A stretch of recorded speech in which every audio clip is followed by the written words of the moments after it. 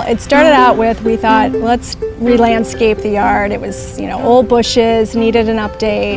And as we started looking at the house, when we were talking to the landscape architect, we thought, well, maybe we should re-side while we're at it before we put in new landscaping. What was on the house was aluminum siding that was original to the house. So it was put on in like 1968. It was very beat up. It had faded quite a bit. It had faded to the point where we couldn't really agree on what color the house was.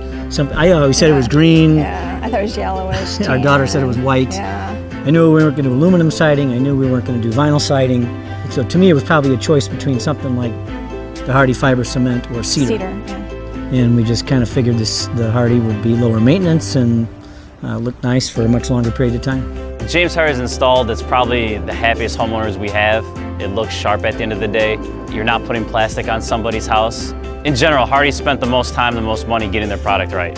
I'm an install specialist with James Hardie. We are out there to ensure that the product is installed on the wall with quality. Not only do we just sell the product, we want to ensure that over time it's going to hold up on the wall.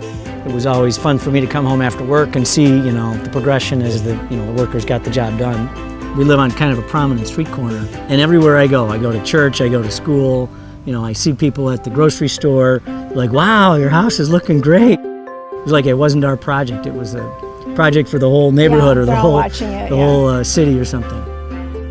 I think I would suggest to neighbors, if they were going to undertake the project, that they really understand the details. How the windows are going to be trimmed out, how the doors are going to be trimmed out. Take your time, get it right, talk to people who do it every single day. We've still got a little bit of stuff to do on the outside, but... And now I think it reflects more what's on the inside of our house. It's like a different house. Yeah, it looks like a new house. Yeah, I'd say. I drove by it twice on the way home from work. Did you? No.